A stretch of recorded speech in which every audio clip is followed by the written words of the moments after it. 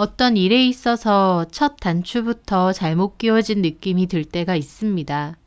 어쩌면 그 남자의 시작도 잘못 끼워진 단추 같은 느낌이었던 것 같아요.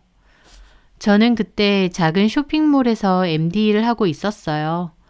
회사 사람들과 회식 2차로 나이트를 가게 되었고 그곳에서 그 남자를 만나게 되었습니다. 그 남자의 이름은 홍진수였고 헤어 디자이너 7년 차라고 하더라고요. 직업이 미용사인 만큼 머리 스타일이나 옷도 그렇고 멋을 많이 부렸더라고요. 술도 취했겠다. 서로 게임도 하고 대화도 나누고 재밌었어요. 컴컴한 조명 밑에서 보니 얼굴도 제법 잘생긴 것 같았고요. 그렇게 번호까지 주고받게 되었죠. 그 후 연락도 주고받고 몇 번 만나기도 했어요. 그 남자는 재밌고 좀 가벼운 스타일이었는데 너무 진지한 건 별로 안 좋아했던 저도 그 남자가 나쁘지 않더라고요. 그렇게 만나다가 사귀게 됐고 3달 정도 연애도 했었습니다. 그런데 그 남자가 자꾸 저를 속이고 나이트를 가거나 여자친구들과 밤 늦게까지 술을 먹는 일이 많더라고요. 믿음도 안 가고 오래 만날 사람은 아니다 싶어서 결국 헤어지게 되었죠. 그 남자도 헤어지자고 하니 쿨하게 받아들였고요. 그런데 문제가 생겼습니다.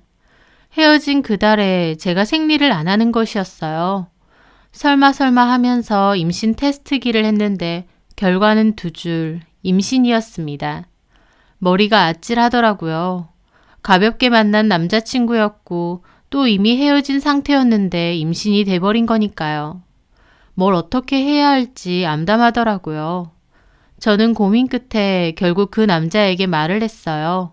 수술을 하든 어찌됐든 알려는 줘야 될 것 같아서요. 그런데 그 남자는 제가 다시 연락을 줘서 고맙다며 제가 보고 싶었다고 하더라고요.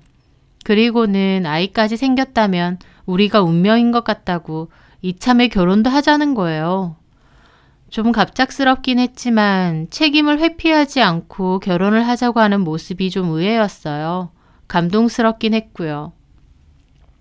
저도 그때 갑자기 임신을 해서 고민도 너무 많고 어찌할 바를 몰랐었거든요. 그렇게 저희는 엉겁결에 결혼까지 하게 되었습니다. 사실 지금 생각해보면 결혼이나 아이를 낳는 문제에 대해서는 좀 더 신중했어야 했는데 그 남자나 저나 어리고 철딱서니가 없었던 것 같아요. 저도 그 남자가 술자리를 너무 좋아하는 것도 그렇고 결혼할 만한 남자가 아니라는 걸 사귀는 동안에 알았음에도 아이가 생겼다는 이유로 결국 결혼까지 하게 되었으니까요. 그렇게 한 결혼은 별로 행복하지 않았습니다. 애초에 둘이서 너무 좋아서 불같이 연애하다가 한 결혼도 아니었으니까 마음이 식는 데는 더 짧게 걸렸던 거죠. 그렇게 아이를 낳게 되고 저는 일도 그만두면서 집에서 육아와 살림을 하게 되었습니다. 아이를 키우는 건 제 생각보다도 더 힘들고 고된 일이었어요. 저희 아이 성향이 예민한 편이라 더 그랬던 것 같기도 하고요. 그런데 남편은 아이를 낳고 나선 더욱 육아와 가정에 무관심했습니다. 이럴 거면 뭐하러 결혼하자고 했는지 궁금할 정도였죠. 저 혼자 감당해야 하는 육아가 너무 버겁고 힘들어서 많이 우울했었습니다. 남편과 사이는 별로 좋지 못했고 혼자서 아등바등 아이를 키우는 건 많이 버거웠어요. 외롭기도 했고요. 제일 힘들었던 때가 그때였던 것 같습니다. 아이가 좀 더 크고 어린이집을 가게 되면서 상황은 조금 나아졌어요. 몸은 좀 편해지긴 했는데 남편에 대한 제 불만은 그대로였죠. 그러다가 저도 맞벌이로 일을 시작해야겠다 생각했고 마침 전 회사분의 소개로 일을 다시 할 수 있게 되었습니다. 하지만 제가 일을 시작했어도 육아는 오롯이 제 담당이었습니다. 퇴근하자마자 어린이집에서 아이를 데리고 오면 그때부턴 저 혼자 아이를 돌봐야 했어요. 회사 일에 육아에 집안일까지 다 하려니 너무 힘들었는데 남편은 총각대랑 별반 다를 것도 없이 하고 싶은 거 다 하면서 그렇게 지내더군요. 저는 제가 주로 아이를 케어하고 아이가 아파서 어린이집에 못 가는 날에는 저희 엄마가 대신해서 돌봐줄 때도 많았어요. 아이를 키우는 일에 남편의 역할은 하나도 없었던 거죠. 그런 것들이 다 하나하나 쌓였고 화병이 되었습니다. 그래서 한 번은 제가 너무 화가 나고 힘들어서 이럴 거면 그냥 갈라서자고 진지하게 얘기를 하게 되었어요. 그 전에는 저 혼자 참았지 딱히 그런 얘기도 잘 안 했거든요. 그런데 제가 말하는 게 심각하게 느껴졌는지 남편도 반성을 하게 되고 자기가 쉬는 날엔 아이를 돌보겠다고 약속하더라고요. 그래도 이렇게 뒤늦게나마 반성하고 휴일 때 아이를 보겠다 약속을 하니 다행이고 고맙다고 생각했죠. 남편은 헤어 디자이너로 일을 했고 일주일 중 평일 하루를 쉴 수 있었거든요. 본인도 많이 피곤하긴 할 텐데 그래도 그 쉬는 날에 아이를 본다고 하니 고맙더라고요. 남편은 휴일날 아이 하원을 시켜서 근처 키카에 가거나 아니면 어디 외식을 하거나 아이와 공원을 가는 일도 많았습니다. 여태까지 육아에 참여를 안 해서 그렇지 또 막상 하니까 아이랑 잘 놀아주고 시간도 많이 보내려고 하는구나 싶어 좋더라고요. 저희 아들도 처음엔 아빠랑 같이 있는 게 어색한지 대면대면했지만 곧 좋아했습니다. 많이 힘들었던 시간을 지나 저희 가족도 이제 안정기가 찾아왔나 보다 생각했죠. 그러던 어느 날 저희 가족은 다 같이 자주 가는 음식점에 식사를 하러 갔어요. 식사 후 나오는데 카운터 앞에서 한 여자와 마주치게 되었죠. 어머, 홍 실장님! 저희 남편도 좀 놀라면서 인사하더라고요. 그 여자는 저희 남편이 일하는 헤어샵의 스텝이라고 했습니다. 딱 봐도 어려 보이더라고요. 여기서 다 보네? 밥 먹으러 온 거야? 포장해서 가려고요. 가족분들이랑 식사하러 오셨나 봐요. 그리고 저한테도 인사하더라고요. 안녕하세요. 저 홍 실장님 일하는 미용실 막내예요. 아, 안녕하세요. 그 여자는 싹싹하고 부침성도 좋더라고요. 저는 처음 보는 분이라 남편 미용실에 새로 오신 분인가 보다 생각했죠. 그런데 저희 아이가 누나, 안녕하세요. 하고 반갑게 인사를 하는 거예요. 그 모습에 그 여자도 안녕 하고 인사를 하더니 포장된 음식을 챙겨서 먼저 가더군요. 저는 아이가 그냥 인사성이 밝아서 인사를 했다고 생각했어요. 그런데 나중에 집에 와서 목욕시키는데 한다는 소리가 그 누나 알아. 이름은 수민이야. 그러는 거예요. 누구? 아까 마주친 누나? 그 누나 이름을 어떻게 알아? 봤어. 전에 아빠랑 같이. 아차! 아빠가 말하지 말랬는데 엄마도 비밀이야? 그 말에 저는 아이를 씻기다가 멈췄습니다. 저한테 비밀이라고 하고 그 여자를 따로 봤다니요? 그것도 아이랑 같이? 뭔가 이상하더라고요. 저는 심각한 기분으로 다시 물었죠. 은우야, 아까 그 누나 이름이 수민이라고? 응. 언제 봤다는 거야? 아빠가 말하지 말랬는데 비밀이라고. 괜찮아. 엄마한테는 말해도 돼. 언제 봤어? 저번에도 보고 그 저번에도 보고 아빠가 은우 데리고 온 날 같이 봤어. 저는 곧바로 남편에게 따지게 되었습니다. 은우 말론 아까 저녁에 본 그 여직원을 은우도 알고 같이 봤다는데 그 여직원을 왜 따로 봐? 제 물음에 남편은 아무렇지 않은 듯 대답하더라고요. 아, 수민 씨? 은우 다니는 가정 어린이집 그 아파트에 수민 씨도 살아. 그래서 마주친 거야. 그 아파트에 산다고? 그래서 만났는데 은우 귀여워해주고 그래서 같이 아이스크림 먹은 게 다야. 은우 말론 여러 번 봤다는데? 무슨 여러 번이야. 그냥 마주칠 때 인사를 해서 여러 번 봤다 생각한 거지. 별거 아니야. 신경 쓰지 마. 남편은 정말 아무 일 아니라는 듯 대수롭지 않게 말했고 저도 그 모습을 보니 남편 말대로 그냥 우연히 마주쳤다가 아이도 있으니 간단하게 아이스크림 정도 먹은 건가 생각하고 말았습니다. 좀 이상하다고는 느꼈지만 또 마음 한켠에는 아이까지 같이 있는데 설마 딴짓을 했을까라는 생각도 있었거든요. 하지만 얼마 뒤 정말 놀랄 일이 생겼습니다. 그날은 주말이었는데 제가 아이랑 신발을 사러 나갔거든요. 남편은 출근을 했고요. 저희 남편 미용실도 그 근처에 있는데 저희 지역에서는 제일 번화한 곳이기도 합니다. 식당이나 카페도 많지만 유흥 관련된 술집이나 모텔도 섞여 있는 곳이기도 하죠. 그런데 신발을 사고 아이랑 간단하게 밥을 먹으려고 그 근처를 지나갈 때였어요. 아이가 그러는 거예요. 엄마, 나 저기도 가봤다? 저는 아이가 가리키는 곳을 무심코 보다가 깜짝 놀랐습니다. 왜냐면 아이가 가리킨 곳은 바로 모텔이었거든요. 응? 은우가 저길 가봤다고? 응. 누구랑? 아빠랑. 그리고 그러면서 아이는 우물쭈물 하더라고요. 아빠랑 누구? 수민 누나. 또다시 아이 입에서 수민이라는 그 여직원 이름이 나온 겁니다. 그런데 저 모텔을 같이 갔다뇨? 저는 너무 당황스러웠지만 애써 침착하며 다시 물었죠. 은우야, 정말이야? 저길 갔다고? 아빠랑 그 누나랑? 저기 가서 뭐 했는데? 아빠가 과자랑 젤리도 엄청 많이 사주고 고고다이너 보고 있으라고 했어. 저기서? 응. 아빠는? 아빠는 없었어. 그냥 과자 먹으면서 고고다이노 보고 있으면 아빠가 금방 온다고 했어. 그 누나는? 그 누나도 없었어. 나 혼자 있었어. 아이 말을 듣는데 저는 갑자기 걷잡을 수 없는 분노가 올라왔습니다.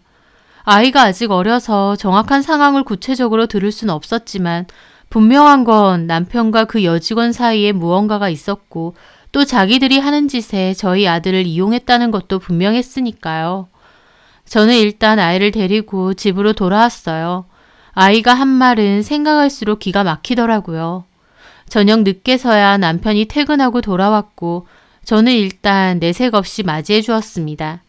그리고 남편이 잠이 들고 나서야 몰래 차키를 들고 내려가 남편 차의 블랙박스에서 메모리를 꺼내오게 되었죠. 노트북에 메모리를 넣고 남편 휴일날에 맞춰 확인을 했는데 그곳에 추악한 진실이 있었습니다. 남편이 하원하는 아이를 데리고 와 차에서 누군가를 기다리고 있으니 같은 아파트라던 그 여직원이 웃으면서 다가와 차에 올라타더라고요. 두 사람이 차 안에서 나누는 음성도 다 녹음이 되어 있었습니다. 은우야 안녕? 안녕. 오늘도 오빠가 해보네? 와이프가 하도 딱딱거려서 휴일에 내가 전담해서 본다고 했잖아.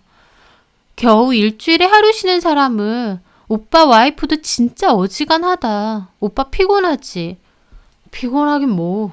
그 김에 완벽한 알리바이 만들어서 이렇게 자기 보러 오잖아. 치! 그러면서 차가 출발하더라고요. 남편은 아이에게 물었습니다. 은우야, 저번처럼 아빠가 과자하고 젤리하고 잔뜩 사줄 테니까 방에서 고고다이너 보고 있을래? 응, 좋아. TV 실컷 봐서 좋아. 그래, 집에서 못 보는 TV 거기서 실컷 봐. 그러면서 남편과 그 여자는 킥킥거리더라고요. 근데 방에 혼자 놔둬도 괜찮아? 아무리 옆방이라도 애긴데. 뭔 상관이야. 문 잠겨있고 가만히 앉아서 과자 먹으면서 TV만 보고 있는데. 저번에도 그렇게 했잖아. TV 실컷 보고 좋아하던데? 자기 엄마한테 별말 안 해? 내가 비밀이라고 말하지 말라고 했지. 아직 애는 애네. 두 년놈의 대화를 듣는데 너무 화가 나서 온몸이 떨리더라고요. 대화를 들어서 유추를 해보니 그 두 것들이 바람피러 같이 모텔에 가는데 저희 아이를 데리고 간 거고 방을 두 개 잡아서 하나는 저희 아이 들어가서 TV 보게 하고 나머지 방에는 지들이 들어가서 그 짓거리를 한 모양이었습니다. 바람을 폈다는 것도 하나지만 어떻게 자기 친자식까지 이용해서 이런 짓을 벌이나 기가 막히더라고요. 차라리 아이는 못 보겠다고 하고 저보고 하원시키라고 하던지요. 본인이 나서서 아이 하원시키고 놀아주겠다고 큰소리 탕탕 쳐놓고 뒤에서는 아이까지 모텔에 데리고 가 바람피는데 이용을 한 거였습니다. 저는 그것도 모르고 남편한테 고맙다고 했고요. 그 상황이 얼마나 기막히고 분통이 터지는지 저는 떨리는 기분으로 그 녹화된 영상은 겨우 복사를 해서 메일에 넣어두고 그 길로 안방으로 달려갔어요. 그리고 자는 남편의 싸대기를 인정사정 없이 날렸죠. 자다가 뺨 맞은 남편은 놀라서 일어났고 저는 울며 불며 네 바람 피는데 애를 이용하느냐고 네가 사람이냐고 악다구니를 썼습니다. 남편은 갑자기 미쳤냐고 도리어 난리를 쳤고 저는 노트북까지 들고 와서 보는 앞에서 그 영상 틀어줬어요. 남편도 놀라더라고요. 저는 정말 노트북으로 남편 머리라도 깨버릴 생각으로 노트북을 번쩍 들었고 남편은 저를 뜯어말렸어요. 그러면서 옥신각신 몸싸움까지 일어나게 되었고요. 한밤중에 아수라장이 따로 없었죠. 아이도 깨서 울고요. 저는 그 길로 짐 간단하게 챙겨 아이 데리고 나왔습니다. 떨리는 손으로 친정까지 운전해서 가는데 이게 진짜 나한테 일어난 일이 맞나 싶더라고요. 얼마나 울면서 갔는지 무슨 정신으로 친정까지 갔는지 모를 정도였습니다. 그렇게 한밤중에 친정으로 가니 부모님도 다 너무 놀라시고 제 얘기 듣고는 저희 아빠 화가 나서 저희 남편 가만 안 둔다고 하시는 거 겨우 말렸습니다. 놀란 아이를 겨우 달래고 밤새도록 친정엄마와 대화를 나누었어요. 앞으로 어떻게 할 건지에 대해서요. 남편은 핸드폰에 불이 나도록 저에게 전화했는데 저는 무조건 이혼이고 너나 그 여자나 가만 안 둘 거다. 사회에서 매장시켜 버릴 거다 라고 문자 보냈습니다. 이런 꼴까지 당하고 계속 살 수는 없었고 당연히 이혼하기로 결심을 했죠. 지 바람에 아이까지 이용하는 그런 쓰레기와는 하루와도 더 살 수 없겠더라고요. 그렇게 저는 이혼소송 준비와 더불어 블랙박스 영상을 증거 삼아 상간소송도 진행하게 되었어요. 두 것들이 다니는 미용실로 소장을 보내고 싶었지만 진작에 그 여직원은 그만뒀고 남편도 그 후에 그만뒀다고 하더라고요. 저는 설사 그만뒀어도 그쪽 업계의 소문은 다 나게끔 미용실에 이 이야기를 흘렸습니다. 남편하고 그 여직원 둘 다 소송을 진행해야 되니 그 여직원 전화번호 좀 알려달라고 하면서요. 직접적으로 상간소송이다 라는 말은 안 했지만 은연중에 알 수 있게끔 말을 흘렸죠. 아니나 다를까 남편도 후에 연락 와서 그쪽 업계에 소문 다 났다고 속 시원하냐면서 도리어 따지더라고요. 그래서 제가 그랬죠. 속 시원 같은 소리 하네. 너는 내가 속 시원해 보이니? 남편 놈이 지 바람 피는데 하나밖에 없는 자식 새끼까지 이용했는데 속 시원? 그것도 모르고 나는 너한테 일주일에 하루 쉬는 휴일 아이랑 시간 보내줘서 고맙다고까지 했어. 그 쾌쾌한 모텔방에 애 던져놓고 여자랑 뒹굴러 가는데 그것도 모르고 고맙다고까지 했다고. 지금이야 은우가 아무것도 모르지만 조금만 더 커봐. 네가 한 짓 은우가 뭔지 모를 것 같아? 네가 내 속을 알아? 뒤집어지다 못해 썩어 문드러졌어. 근데 속 시원? 그까지 소문 좀 났다고 속 시원하냐는 소리가 나와? 제가 악에 받쳐서 고래고래 소리를 지르며 따지니 남편놈 할 말 없는지 한참 아무 말 없다가 그냥 전화 끊어버리더라고요. 생각할수록 분통 터지고 열받고 저걸 남편이고 애 아빠라고 데리고 살았나 싶었습니다. 그렇게 저는 이혼소송과 상간소송 빠르게 진행했고 증거가 확실하다 보니 큰 무리 없이 승소까지 하게 되었어요. 그 상대방 여자도 한번 전화가 와서 잘못했다고 부모님까지 다 아셨고 자기가 사회 초년생이라 돈도 별로 없는데 위자료를 어떻게 내냐며 너무 힘들다며 소송 취하해달라고 울고불고 사정하더군요. 그래서 그랬죠. 네 힘든 것만 힘든 거냐고.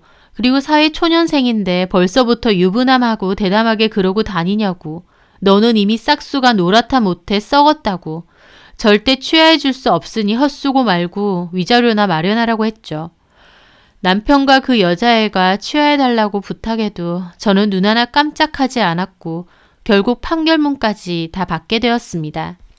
그렇게 이혼 후 저는 부모님의 도움으로 아이를 키우며 일하면서 그렇게 살고 있습니다. 참 웃긴 게 결혼 생활 할 때에도 일도 하고 육아도 제가 거의 했다 보니까 이혼했다 해도 달라지는 게 별로 없더라고요. 오히려 가슴 답답하던 화병 같은 건 없어졌다고 할까요? 그전에는 남편이 육아고 집안일이고 나 몰라라 하는 걸 지켜보며 나 혼자 희생해서 이걸 다 해야 된다는 게 너무 화가 나고 힘들었는데 이혼 후 어차피 내가 혼자 다 해야 되는 일이다 생각하니까 별로 화날 것도 없더라고요. 속 터질 일이 오히려 없어졌다고나 할까요? 그렇게 저는 오히려 이혼하고 나서 훨씬 마음도 좋아지고 잘 살고 있습니다. 첫 단추부터 잘못 끼워졌다면 잘못된 단추를 계속 끼우지 말고 그 자리에서 멈추는 게 중요하다고 생각해요. 다시 돌아가는 일에는 큰 용기가 필요하지만 잘못된 걸 알면서도 멈추지 않는 것보다는 더 나은 게 아닐까 생각합니다. 믿음도 애정도 존경심도 그 어느 하나도 없었던 그 남자와의 결혼 생활을 계속 이어나가는 건 아무 의미가 없다고 생각했고요. 오히려 이전보다 더 단단한 마음으로 아이를 잘 키워나가려고 마음 먹어봅니다. 씩씩하게 가보려는 제 앞길을 들으시는 분들도 응원해 주셨으면 좋겠습니다. 제 사연 들어주셔서 감사합니다.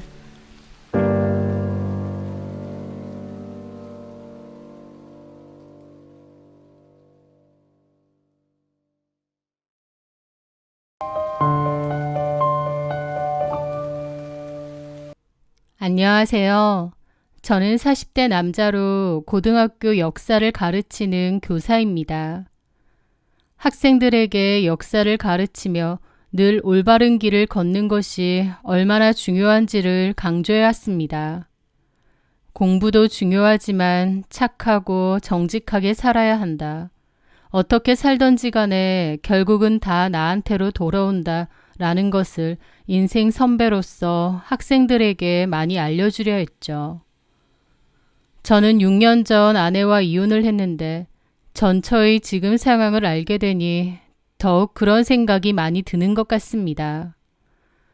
아내는 과거에 했었던 유기견 봉사 동호회에서 만났습니다. 저는 예전에 14년간 강아지를 키운 적이 있는데 유기견 출신이었거든요. 저희 가족이나 다름없었고 추억이 참 많았는데 무지개 다리를 건너게 되었고 그때 참 많이 슬프고 힘들더군요. 그러면서 유기견, 유기묘 봉사를 시작하게 되었는데요. 그때 동호회도 자연스레 가입하게 되었죠. 주말마다 버려진 동물들을 돌보는 그곳에서 묵묵히 제 할 일을 했습니다. 회원들 대개는 봉사하는 사람들이라서 그런지 심성이 착하고 차분한 분들도 많았는데 그중 한 여자는 유난히 밝고 활발한 여자였습니다. 유정미라는 이름의 여자였는데 강아지도 좋아하고 고양이도 좋아한다는 그녀는 동호회 회원들과도 두루두루 잘 지냈어요. 친화력이 좋고 성격이 정말 밝았거든요. 그녀가 나타나면 분위기가 환해졌고 사람들은 모두 활달한 그녀를 좋아했습니다. 저도 마음이 따뜻하고 봉사활동도 열심히 하고 또 사람들하고도 잘 지내는 정미 씨에게 호감이 많이 갔습니다. 저하고도 이런저런 대화를 하며 친하게 지냈는데 정미 씨가 봉사활동에 나오지 않으면 신경 쓰이고 걱정되고 그렇더라고요. 그러다가 내가 그 여자를 좋아하고 있나 보다라는 걸 깨달았어요. 하지만 저는 워낙에 쑥스러움이 많고 조심성이 많은 편이었기에 쉽게 호감을 표하긴 어려웠고 또 직접적으로 물어보진 않았지만 아마도 남자친구가 있는 것 같기도 했습니다. 차라리 속 시원하게 남자친구 있느냐, 나는 어떠냐 물어봤어야 하는데 우유부단했던 저는 지레 짐작으로 남자친구가 있는 것 같다는 생각에 그냥 제 마음을 접기로 했던 것 같아요. 그런데 어느 날부터 정미 씨는 동호회에서 안 좋은 소문에 휩싸였습니다. 그리고 그 소문이 날 때쯤 더 이상 봉사활동에도 나오지 않았습니다. 그런데 정미 씨랑 같이 어느 순간부터 안 나오던 남자가 있었는데요. 그 남자는 저보다 5살이 많았고 한의사라고 했었습니다. 그런데 그 소문이라는 게 알고 보니 정미 씨와 그 한의사랑 사귀었다는 겁니다. 동호회에서 사귈 수도 있지만 문제는 그 한의사가 유부남이었다는 거였죠. 애까지 있다고 하고요. 그 둘은 더 이상 동호회에 나오지 않았고 남아있는 회원들은 그 둘을 질책했습니다. 하지만 저는 정미 씨에게 호감이 있었고 제 생각에 정미 씨는 그럴 사람 같지는 않았어요. 뭔가 오해가 있을 거라고 생각했죠. 그래서 고민 끝에 정미 씨에게 연락을 해보게 되었습니다. 요즘 동호회 안 나오던데 잘 지내느냐고요. 정미 씨도 제 연락을 반가워하면서 한번 보자고 먼저 제안을 하더라고요. 그렇게 만나게 되었는데 걱정했던 것과 달리 전처럼 밝은 모습으로 나왔습니다. 그러면서 아무렇지 않게 일상적인 대화를 했어요.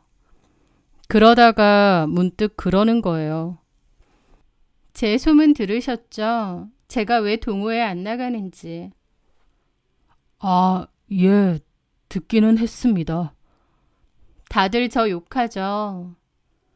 정미 씨의 물음에 저는 뭐라고 대답을 해야 할지 모르겠더라고요. 그렇다기보다 둘러서 말 안 하셔도 됩니다. 무슨 소문이 났을지 다 아니까요. 근데요. 저도 참 기가 막혀요. 너무 억울한데 솔직히 억울하다고 동네방네 소문내면서 떠들고 싶지도 않아요. 인규 씨한테만 말하는데요. 저도 사실 피해자예요. 그래서 너무 억울한데 일을 더 키우고 싶지도 않아서 그냥 해명하지 않고 조용히 동호회 그만둔 거예요. 제가 뭐라고 하든 믿어줄 것 같지도 않고. 정미 씨는 그 소문이 오해라고 얘기를 하더라고요. 정미 씨 말로는 한의원 남자가 유부남인지 전혀 몰랐다고 했습니다. 진지하게 만나는 사이였고 유부남인 건 나중에 알았다는 거였죠. 사실 저도 같은 회원이지만 그 남자가 유부남인 줄은 저도 몰랐습니다. 이름과 직업 정도는 알았지만 저랑 개인적으로 친하진 않았거든요. 그리고 본인도 딱히 유부남이란 얘기를 먼저 하지 않았던 것 같기도 했습니다. 그래서 저는 정미 씨에게 그랬죠. 사실 전 오해일 거라고 생각했어요. 제가 보기엔 정미 씨가 그런 사람이 아닐 것 같았거든요. 그래서 이렇게 연락도 한 거고요. 라고 제 솔직한 마음을 얘기했습니다. 그러자 정미 씨는 처음에 그 밝았던 모습과 달리 갑자기 눈물을 터뜨리며 서럽게 울더라고요. 많이 억울했는데 제가 그 마음을 알아주니 고맙다고 하면서요. 안 좋은 오해를 받은 정미 씨가 많이 안쓰럽고 더 마음이 갔습니다. 저는 그런 그녀를 달래주었고 그 일을 계기로 저희는 사랑에 빠진 것 같습니다. 그렇게 정미 씨는 제 아내가 되었죠. 그 후 저는 아내와 8개월 연애를 했고 결혼도 했습니다. 그런데 결혼을 준비할 때 그러더군요. 이제 든든한 남편도 생겼고 가정에 좀 충실하고 싶어. 그래서 말인데 회사 더 이상 다니고 싶지 않아. 그래도 되지. 저는 사랑하는 아내가 편하게 지내길 바라는 마음에 그러라고 했습니다. 당장 돌봐야 할 아이가 있거나 한 상황은 아니지만 저 혼자서 버는 것만으로도 충분할 것 같았고 또 아내가 원하는 대로 휴식을 주고 싶었거든요. 저는 아내에게 둘만의 신혼을 즐기며 편하게 지내자고 했죠. 그렇게 아내는 결혼 전에 회사를 바로 그만뒀고 그 후로는 집에서만 지냈습니다. 그리고 아내는 본인의 말처럼 정말 편하게 지내더군요. 아침 늦게까지 잠을 잤고 일어나서는 필라테스를 하러 가거나 친구들을 만나러 갔습니다. 여유로운 생활을 즐겼고 너무 행복하다고 했죠. 다니기 싫은 회사 다니면서 어거지로 살았는데 요즘 너무 좋다면서요. 웃는 아내의 얼굴을 보니 저도 덩달아 행복해졌습니다. 다만 약속과 달리 집안일에는 거의 신경을 쓰지 않더라고요. 제가 퇴근하고 돌아온 집은 늘 어질러 놓은 옷가지와 설거지거리로 가득했습니다. 저녁 식사는 배달 음식이나 밖에서 먹는 날이 잦았고 혹은 제가 장을 봐서 차려 먹어야 했습니다. 하루는 제가 긴 하루 근무 끝에 지친 몸을 이끌고 집에 왔는데 싱크대에는 아침부터 쌓여있던 그릇들이 그대로 있는 것을 보았습니다. 제가 한숨을 쉬자 방에서 나오던 아내가 다가오더라고요. 저는 아내에게 말했죠. 자기야, 설거지라도 좀 해놓지 그랬어. 나 너무 힘든데. 내가 오늘 필라테스 다녀와서 너무 피곤했단 말이야. 나중에 내가 할게. 우리 서방님 화 풀어요. 내가 대신 뽀뽀해줄게. 아내는 애교가 정말 많은 성격이었고 제가 조금이라도 서운한 티를 내면 우리 남편이 최고야. 자기가 있어서 너무 든든해 라고 했습니다. 아내는 좀 철딱서니가 없긴 했어요. 하지만 그런 아내의 모습조차 사랑했기에 이해하고 잘 지냈습니다. 그리고 그때는 그것이 행복이라고 생각하며 살았던 것 같아요. 그러다가 결혼 반년도 안 되어 아이가 생겼습니다. 그 후 아이를 출산했고 초반에는 아내가 산후 우울증인 듯 많이 힘들어했습니다. 그래서 아이 목욕시키는 것부터 밤에 우는 아이를 달래는 것까지 거의 모든 육아를 제가 도맡아 했죠. 그렇게 아이는 자랐고 돌이 지났는데 아내는 그때부터 쇼핑 중독처럼 이것저것 많이 사기 시작했습니다. 생활용품보다는 본인을 위한 물품이 많았고 나중에는 제 월급으로는 감당이 안 되는 수준이 되었습니다. 명품 가방, 화장품들, 심지어 우리가 잘 쓰지도 않는 커피 머신이며 가전제품들, 카드 명세서를 보고 저는 할 말을 잃었습니다. 자기야, 이게 다 뭐야? 이번 달 카드값이 400만 원이 넘었어. 뭐가? 그냥 필요한 거 좀 샀어. 잔소리하지 마. 잔소리 안 하게 생겼어? 저의 말에 아내는 기다렸다는 듯이 폭발했습니다. 그래, 다 샀다. 어쩔래? 내가 이런 거 하나 내 마음대로 못 사? 아, 진짜 구질구질해. 돈 쓰는 거 가지고 뭐라고 하는 거 딱 질색이야. 당신 이렇게 쪼잔하게 나오니까 내가 산후우울증도 걸렸던 거야. 내가 왜 이런 쥐꼬리만한 교사 월급에 맞춰서 쩔쩔매면서 살아야 되는지. 진짜 결혼 잘못한 것 같아. 아내의 거침없는 말이 비수처럼 가슴에 날아와 꽂혔습니다. 지금 뭐라고 했어? 결혼 잘못한 것 같다고? 그래, 내가 미쳤지.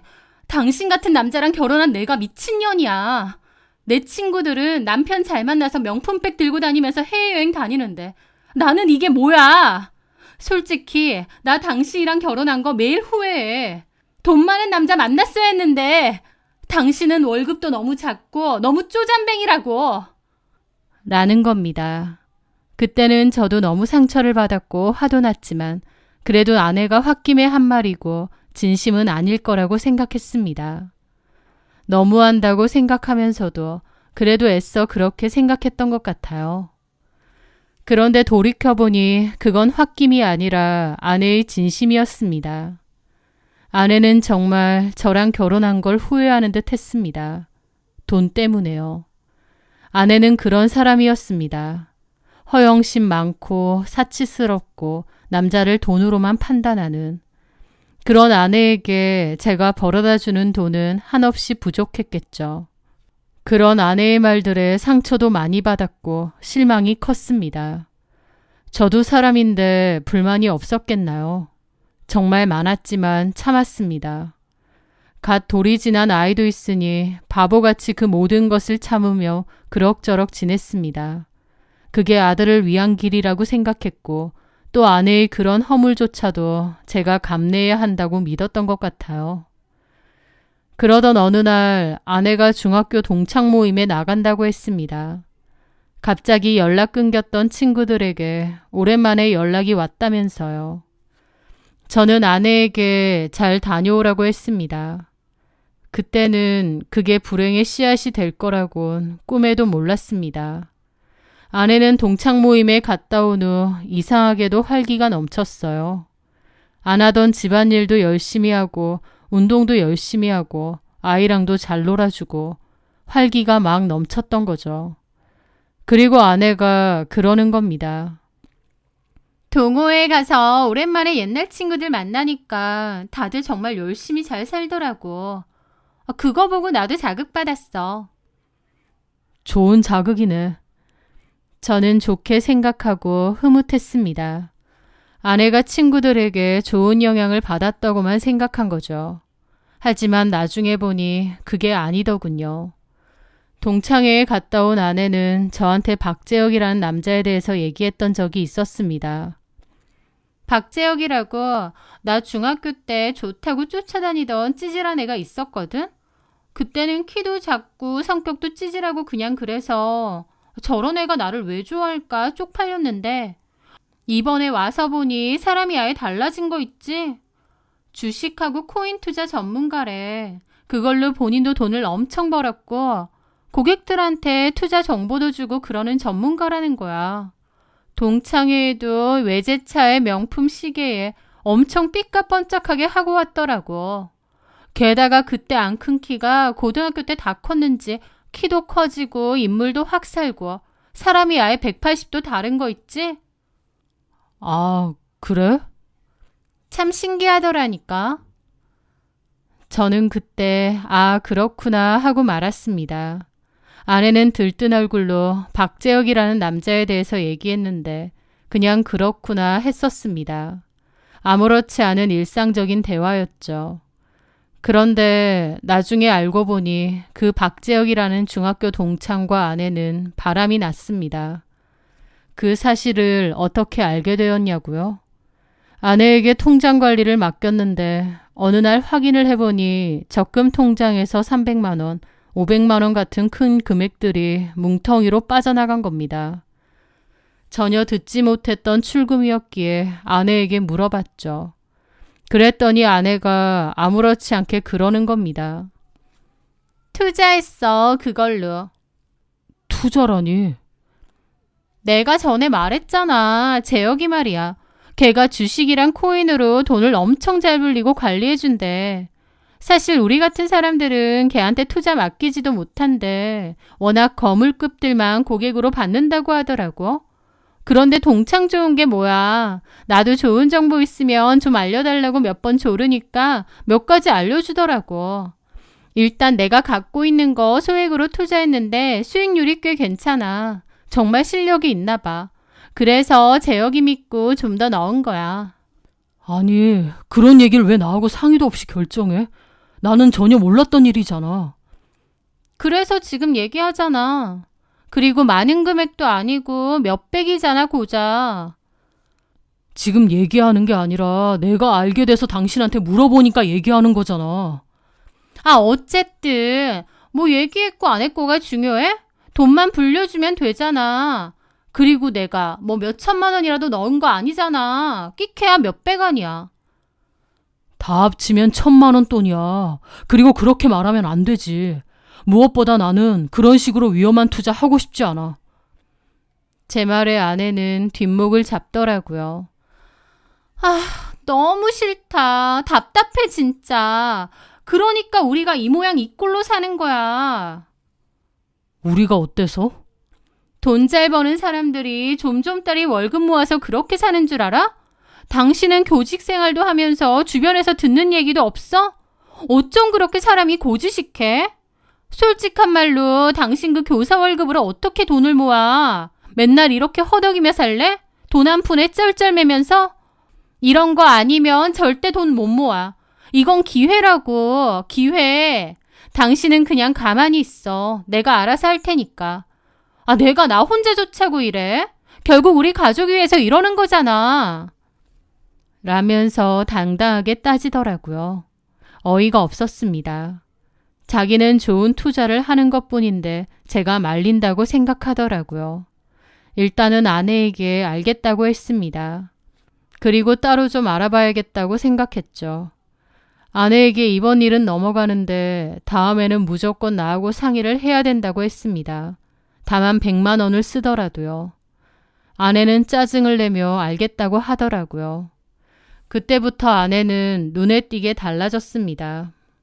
저는 아내가 저 몰래 주식 투자한 것 말고도 뭔가 숨기는 게 있는 것 같았어요.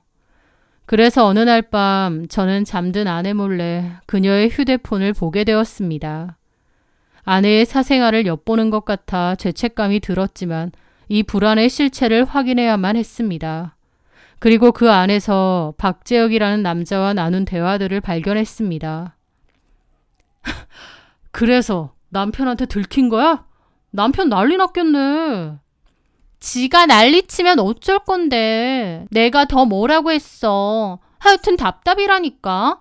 돈 벌 수 있는 기회를 주는데도 저러고 있다. 나보고 뭐라는 줄 알아? 앞으로 또 투자할 생각이면 자기한테 무조건 얘기하래. 단돈 100만 원이라도. 남편이 진짜 쪼잔하긴 하네. 내 말이 저렇게 쪼잔뱅이인 줄 알았으면 결혼 안 하는 건데. 너처럼 화끈하게 잘 써야 돈도 잘 버는 건데 말이야. 내가 화끈하긴 하지. 그러게 너는 나랑 결혼했어야지. 내가 너 예전에 쫓아다녔잖아. 그땐 네가 이렇게 될 줄 몰랐지. 이제 와서 후회되지? 당연하지. 그리고 지금이라도 갈아타려고 준비 중이잖아. 난 언제든지 기다리지. 근데 애는? 몰라. 남편이 알아서 키우겠지. 빨리 남편하고 정리하고 너랑 살고 싶다. 남편 얼굴만 봐도 지긋지긋해. 나도 너랑 빨리 살고 싶어. 빨리 남편한테 얘기해. 나랑 결혼하면 너 벤츠 타고 신상 명품백 종류별로 내가 다 사준다. 생각만 해도 너무 좋다. 재혁이 최고. 그걸 본 저는 뒤로 넘어갔습니다. 자식이고 뭐고 다 내팽개치고 돈에 눈이 멀었던 거예요. 다음 날 저는 아내에게 제가 본 모든 것을 이야기했습니다. 그녀가 처음에는 발뺌하다가 제가 다 안다고 하니 모든 것을 인정하더군요. 저는 너무 화가 나고 분통이 터졌지만 가정을 지키고 싶었기에 아내에게 마지막 기회를 주기로 했습니다. 우리 아들 생각해서 딱 한 번만 기회를 줄게. 그 남자 정리하고 투자했던 돈도 돌려받아와. 그럼 없던 일로 할 테니까. 하지만 아내는 그러고 싶지 않다고 했습니다. 그러면서 이혼해달라고 하더라고요. 제가 자식 생각은 안 하냐니까 아이보다 자기 인생이 더 중요하다고 했습니다. 저랑의 결혼은 잘못된 선택이라고 하면서요. 그 순간 그게 아내의 진짜 모습이라는 걸 알았습니다. 돈 앞에서 본인의 욕망 앞에서 제 속으로 난 자식도 필요 없다고 말하는 그 모습. 저는 아내에게 완벽하게 정이 떨어졌고 일순간에 마음 정리가 되더군요. 이혼은 하되 상간소송은 할 거라고 했습니다. 아내는 자기가 돈으로 줄 테니 소송은 하지 말랍니다. 저는 웃기지 말라고 너나 그놈이나 상간소송 다 할 거고 판결문까지 받아낼 거라고 했습니다. 그리고 네가 그놈 때문에 이혼한다고 했으니 친권, 양육권 다 포기하라고. 다시는 내 아들 볼 생각 말라고 했습니다. 아내는 그놈한테 완전히 빠져서 순순히 알겠다고 하더군요. 아내는 친권, 양육권을 모두 포기하고 이혼 서류에 도장을 찍었습니다. 저는 그 둘을 상대로 상간소송을 바로 진행했고요. 아이 엄마로서의 최소한의 책임감도 마음도 없는 아내의 모습에 참담한 기분까지 느꼈습니다. 저런 여자를 아내로 맞이했구나. 내가 진짜 잘못 선택한 거구나. 가슴이 서늘해지더라고요. 저는 그들에게 위자료까지 다 받아내고 깨끗이 끝을 냈습니다. 우연으로라도 다시는 보지 말자고 했죠. 아내의 배신 때문에 한동안 힘들었습니다. 비참하고 괴로웠죠. 하지만 아들이 있기에 마냥 그렇게 지낼 수만은 없었고 다시 힘을 냈습니다. 그리고 저희 부모님의 도움을 좀 받아가며 아이를 열심히 키웠습니다. 아들은 저에게 삶의 희망이 되어주더라고요. 아들을 보면 너무 행복했고 더 열심히 살고 싶어졌습니다. 상처뿐인 결혼 생활이었지만 그래도 세상 그 무엇보다 소중한 아들이 내게 남았다는 생각에 위안이 좀 되었습니다. 아이가 엄마에 대해서 물어본 적도 있지만 저는 엄마는 하늘나라에 갔다고 설명을 해주었습니다. 제 마음속에서 아내는 정말 죽은 거나 다름없었기 때문이죠. 그리고 아들에게도 엄마가 다른 남자랑 바람나서 떠났다는 말은 하고 싶지 않았습니다. 아내는 이혼 후 지난 6년간 아이를 보러 올 생각도 없었고 연락 한 통 없었습니다. 연락해도 아이를 보여줄 생각도 없었지만 무슨 무자르듯 자식을 끊어내는 그 비정함이 소름 끼치더라고요. 하지만 그 와중에 처제는 자기 언니가 도무지 이해가 안 되고 미안하다며 이따금씩 아이 선물을 택배로 보냈습니다. 저는 이런 거 보낼 필요 없다고 돌려보냈는데 처제는 저랑 조카한테 미안하고 이모 노릇이라도 하고 싶어서 보내는 거라며 받아달라고 하더라고요. 그래서 그 후에는 그냥 아이 선물은 받았습니다. 그렇다고 전 처가 식구들과 따로 연락한 건 아니고 전처에 대한 소식도 들은 게 없었어요. 그렇게 시간이 흐르고 흘렀는데 얼마 전 우연히 마트 서점에서 처자를 만나게 되었습니다. 아이에게 줄 동화책을 고르고 있는데 저를 알아본 처제가 다가왔더라고요. 어머, 형부 맞네요. 잘 지내셨어요? 저는 좀 껄끄러운 마음이었습니다. 잘 지냈지? 성현이 책 고르러 오신 거예요? 형부 얼굴 좋네요. 잘 지내시죠? 똑같지 뭐. 근데 처제는 얼굴이 안 좋네. 어디 아파? 제 말에 처제는 깊은 한숨을 쉬더라고요. 언니 생각만 하면 한숨이 절로 나오고 속이 끓어서요. 그게 무슨 재혼해서 잘 지내는 거 아니었어? 애 한번 보러 오겠다는 말 없이 살길래 재혼해서 돈 펑펑 쓰면서 잘 먹고 잘 사는 줄 알았는데. 그 말에 처제는 어이없다는 듯 쓴웃음을 짓더라고요. 형부한테 그런 짓 했는데 잘 지내면 안 되지 않겠어요? 아무리 우리 언니라지만 지금 이 모양 이 꼴 된 거 꼴 좋다 싶어요. 근데 그래도 언니라고 지금 꼬라지 생각하면 마음 안 좋고 미치겠고 그래요. 이 모양 이 꼴이라니 무슨 일인데? 아예 모르시죠? 저희 언니 얘기. 나야 들을 일 없지. 들을 이유도 없고. 그쵸. 처제가 긴 한숨과 함께 들려준 아내의 근황은 실로 놀라웠습니다. 아내가 교도소로 갔다는 겁니다.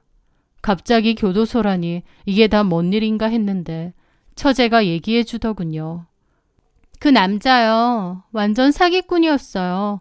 투자 전문가는 개뿔. 형부랑 이혼하고 나서 언니랑 동거했는데요. 초반에는 돈 펑펑 쓰고 잘 사는 듯 했죠. 그런데 나중에 보니 언니까지 공범으로 끌어들여서 사기를 쳤더라고요. 언니 주변 사람들이며 친척까지 다 당했어요. 저희 부모님까지도요. 게다가 심지어 제 이름으로 대출받으려고 했다가 걸렸죠. 부자랑 재혼해서 잘 먹고 잘 산다고 뻐기고 다니길래 우리 언니지만 진짜 한심하고 너무 꼴보기 싫었는데 알고 보니 그 남자 꼬드김에 넘어가서 한통 속으로 사기치고 다니다가 결국 줄고소 당하고 나란히 잡혀 들어갔어요. 저희 언니가 철딱선이 없고 제멋대로긴 하지만 그래도 이렇게 작정하고 사기까지 칠 사람은 아닌데 이게 다 그 남자 때문이에요. 심지어 나중에 알고 보니까 그 남자 유부남이더라고요. 전처랑 이혼도 마무리 안 된 상태고요. 언니 교도소 가고 저희 부모님 알아눕고 주변 친척들이 대신해서 돈 갚으라고 난리쳐서 부모님 집도 지금 내놓은 상태예요. 언니 때문에 진짜 저희 집 완전 쑥대밭 됐다니까요. 처제의 이야기는 놀라웠습니다. 그 남자는 사기꾼이었고 아내는 공범이 되어 주변 지인들한테 투자 사기를 치고 다녔다는 겁니다. 6년 동안 아들 걱정도 안 됐는지 연락 한번 없구나 싶었는데 연락을 할 수가 없던 상황이었어요. 구속이 되었으니까요. 그 얘기를 듣고 집으로 돌아오는데 수많은 생각들이 머릿속을 스쳐 지나갔습니다. 아내가 그렇게 됐다는 소식을 알았을 때의 제 기분은 기쁘지도 통쾌하지도 않았습니다. 그저 한때 제가 사랑했던 그 사람이 어쩌다 저렇게까지 망가졌을까 하는 씁쓸함이 가득하더라고요. 그리고 한편으론 앞으로도 전철하는 사람을 영원히 내 인생 그리고 내 아들의 인생에서 나타나지 않게 완벽히 지워버려야겠다 다짐했습니다. 친엄마가 죽은 게 낫지 교도소까지 간 사기꾼이라니요. 절대 아들의 인생에 득될 게 없었죠. 아내는 욕망 덩어리면서도 한편으론 멍청할 정도로 순진했구나 싶기도 했습니다. 아내에게 벤츠와 명품 가방을 약속한 그 남자는 사치품 대신 아내의 팔목에 쇠고랑을 차게 만들었죠. 아내도 본인의 과한 욕심이 결국 본인을 파멸로 이끌었다는 걸 이제는 깨달았을까 모르겠네요. 그리고 이제 와서 곰곰이 생각해보면 과거에 동호회에서 있었던 아내에 대한 소문도 아내는 울며 억울하다고 했지만 이제 와서 보니 아내도 다 알고 그런 것일지도 모른다는 생각이 듭니다. 아내는 제 생각 이상으로 탐욕스럽고 돈밖에 모르는 한심한 인간이었으니까요. 저는 지금도 그렇지만 앞으로도 제 인생에서 아내를 완전하게 지워낼 겁니다. 아무리 그래도 아들 걱정도 안 되는지 연락 한 번 안 하네 라는 생각조차 안 하고 아예 모르는 사람처럼 살 겁니다. 아들에게 말했던 것처럼 아내는 이미 죽은 사람이라고 생각하고 살려고 합니다. 저희 아들은 안타깝게도 엄마의 빈자리가 있지만 그래도 저는 제 아들을 위해 최선을 다해 살아가려고 해요. 전처가 그 헛된 욕망만 쫓지 않았다면 소소한 행복을 누리고 예쁜 아들을 키우며 잘 살 수 있었을 겁니다. 물론 제 전처는 그 정도로는 만족이 안 되는 사람이었겠지만요. 저는 아이들에게 역사를 가르치며 늘 이야기합니다. 반짝이는 모든 것이 금은 아니라고 역사는 늘 증명해 왔거든요. 쉽게 얻은 부와 명예는 결국 신기루처럼 사라지고 그 뒤에는 처참함만이 남는다는 것을요. 저는 앞으로 제 아들에게도 화려한 성공과 돈보다는 성실한 하루의 가치를 또 쉽게 얻는 요행보다는 정직한 땀의 소중함을 가르치며 살아갈 겁니다. 제 사연 들어주셔서 감사합니다.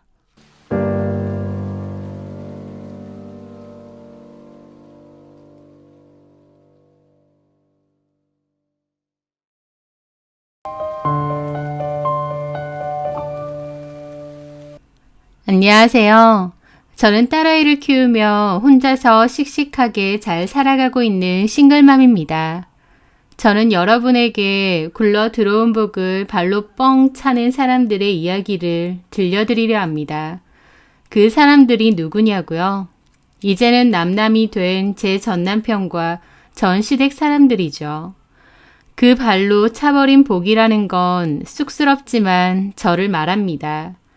전 남편과 전 시댁 식구들이 저에 대한 기본적인 의리만 지켰어도 지금 그 모양 그 꼴이 되진 않았을 텐데 어쩌겠나요? 본인들이 자초한 것을. 저에게 어떤 일이 있었는지 그 이야기를 들려드리겠습니다. 저는 회계 사무실에서 사무직원으로 일을 했습니다. 남편은 연어를 전문적으로 취급하는 연어 전문 가게를 운영했어요. 연어 초밥, 연어회, 각종 연어 관련 요리를 하는데 한때는 연어 음식이 인기일 때 창업을 했었고 인기가 다소 식은 지금도 계속 운영을 하고 있죠. 남편은 아는 오빠의 소개로 만나게 되었는데 얼굴도 잘생기고 성격도 호탕해서 좋더라고요. 저는 수줍음도 많은 편이고 좀 내성적이기도 한데 저하고는 반대되는 모습이 많아 더 끌렸던 것 같습니다. 그 남자는 먹는 것도 좋아하고 노는 것도 좋아하고 술도 좋아하고 하여튼 쾌활하고 외향적인 사람이었죠. 사람도 많이 만나고요. 저는 그 남자의 활달한 모습이 좋았고 그 남자는 저의 세심하고 여성스러운 모습이 좋았다고 했습니다. 저는 그 남자와 3년 정도 연애를 했어요. 그리고 결혼 이야기가 나왔는데 제가 모은 돈이 6천만 원 정도 있었거든요. 그 남자는 5천만 원 정도 있는데 시부모님께 1,000만 원 받고 6천 만들 테니 딱 반반으로 결혼하자고 하더군요. 저도 그러자고 했습니다. 그 남자는 본인 사업을 하는 거긴 하지만 장사가 그렇게 잘 되는 것도 아니었고 또 그 전에 한번 망한 적도 있었기 때문에 운영한 기간에 비해 모은 돈은 별로 없었습니다. 저는 월급이 애초에 작은 편이라 열심히 모은다고 모았어도 많지는 않았고요. 결혼 자금이 많은 건 아니지만 서로 열심히 일하고 조금씩 모아가면 되지 않나 생각했고 아무 문제될 건 없었습니다. 작은 데서 시작은 하겠지만 또 열심히 모아서 집은 천천히 늘려가면 되는 거니까요. 저는 방 2개짜리 작은 빌라를 알아봤고 여기서 신혼을 시작하자고 했는데요. 하지만 남편은 오래된 구축이고 평수가 작아도 아파트에서 시작하는 게 낫지 않느냐고 대출을 좀 더 받자고 하더라고요. 그러면서 혹시 장인어른은 더 보태주실 수 없느냐고도 물어보는 겁니다. 저는 그 말에 좀 멋쩍기도 하더라고요. 저희 아빠는 따로 보태주실 여력이 없으셨거든요. 저는 엄마가 고등학교 때 병환으로 돌아가시고 아빠, 여동생 이렇게 셋이서 살았는데요. 엄마가 오랫동안 투병 생활을 하셨고 병원비도 엄청 많이 들었습니다. 그래서 저희 집은 형편이 좀 어려운 편이에요. 아빠는 도배 일을 하시는데 엄마가 아프면서 생긴 빚이 많아서 돌아가시고 나서도 그 빚을 갚는데 한참 걸리셨거든요. 당연히 따로 모아둔 돈은 없었죠. 우리 집 사정 알잖아. 빚도 이제 겨우 다 갚았는데 그리고 어쨌든 자기나 나나 반반 똑같이 해오는 거잖아. 알지. 아는데 그래도 이왕이면 아파트에서 시작하는 게 낫잖아. 빌라가 어때서 난 좋기만 한데 뭐. 아휴, 너는 사람이 어째 그렇게 소박하냐. 우리 형편에 맞추는 거지 뭐. 나는 우리가 받은 빌라도 좋기만 하더라. 그리고 애 갖기 전에는 우리 2사람 사는 건데 좀 작은 데서 시작하면 어때? 그렇긴 한데 아버님은 어쨌든 결혼 자금은 한 푼도 못 도와주신다 그거지? 그래, 뭐 어쩔 수 없지. 남친은 좀 실망하더라고요. 하지만 저는 아빠가 힘들게 일해서 저 이만큼 키워주신 것만도 감사했습니다. 제가 오히려 뭔가 해드리지는 못할 망정 뭘 바라겠나요. 하지만 아빠도 큰딸 결혼하는데 아무것도 못해준다고 생각하니 마음에 걸리셨던 것 같습니다. 결혼 전에 저랑 동생을 부르셔서 그러시더군요. 아빠가 따로 돈은 못해준다고. 대신 할아버지가 남기신 땅인데 저랑 동생에게 나눠서 주신다고 하더라고요. 나중에 아빠 돌아가시면 주려고 했는데 미리 주는 게 나을 것 같다고 하시면서요. 땅이 크긴 해도 가치가 별로 없는데 그래도 다 팔면 3천만 원 정도는 나올 거라고 필요하면 팔아서 쓰라고 하셨습니다. 저는 아빠 건데 이걸 왜 주시냐 거절했지만 아빠는 받아두라고 하셨고 결국 동생과 저는 아빠에게 땅을 증여받게 되었습니다. 아빠 말 맞다나 소위 가치가 큰 땅은 아니었어요. 하지만 뭐라도 해주고 싶은 아빠의 마음이었기에 너무 감사하게 받았습니다. 또 사실 제 기준에선 3천만 원 정도면 아주 큰 돈이기도 했고요. 남친도 이 사실을 알게 됐고 그 땅이라도 팔자고 하더라고요. 시부모님까지도 그 얘기를 하셨죠. 땅 팔라고요. 하지만 저는 굳이 왜 그래야 되냐고 이 땅은 나중에 꼭 필요할 때 쓰고 싶다고 거절을 했죠. 어머님은 저더러 평소에는 순해 보이는데 은근 고집이 있다는 소리까지 하셨어요. 하지만 어쨌든 저는 그 땅을 팔 생각은 없었습니다. 그럴 필요도 없었고요. 그렇게 저는 반반으로 남친과 결혼을 했습니다. 저희는 평범하고 무난하게 살았어요. 각자 일터에서 열심히 일했고 여느 신혼부부처럼 살았죠. 남편은 결혼 후에도 여전히 친구 좋아하고 술 좋아하고 밖으로 도는 경향이 있었지만 원래 그런 사람이고 그러려니 했기 때문에 크게 문제는 되지 않았어요. 그렇게 결혼 후 1년 뒤에 아이를 가졌습니다. 그 후 출산을 했고 6개월 정도 육아휴직으로 제가 전담해서 아이를 키웠어요. 하지만 그 후에는 출근을 해야 했는데 아이가 너무 어려 어린이집 맡기는 게 조금 망설여지고 고민되더라고요. 그런데 어머님이 돌봐주신다고 했습니다. 다만 돌봐준 값은 달라고 하시더라고요. 얼마 드리면 되냐니까 200만 원을 달라고 하시는데 제 월급이 200 정도거든요. 제 월급을 다 어머님에게 드려야 되는 거였죠. 저는 어머님 말씀은 감사하지만 저희도 돈 조금씩 모아서 이사도 해야 되고 아이는 어린이집에 맡기겠다고 했습니다. 그랬더니 어머님이 그럼 150만 달라고 하시더라고요. 아무리 부모라고 해도 요즘 세상에 150으로 애를 봐주는 게 쉬운 건 아니라고 하시면서요. 저도 어린이집보다는 그래도 친할머니가 봐주시는 게 나을 것 같아 그렇게 하기로 했습니다.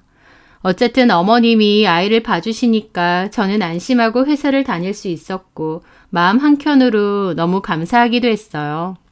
물론 말 안 하셔도 제가 감사한 마음은 있는데 구태여 애 봐주느라 너무 힘들다 죽겠다.